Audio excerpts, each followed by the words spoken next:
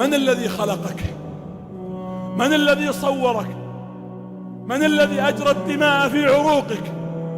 من الذي جعل هذا البصر يتحرك في الثانية أو في الدقيقة أكثر من 180 طرفة عين تطرف عينك؟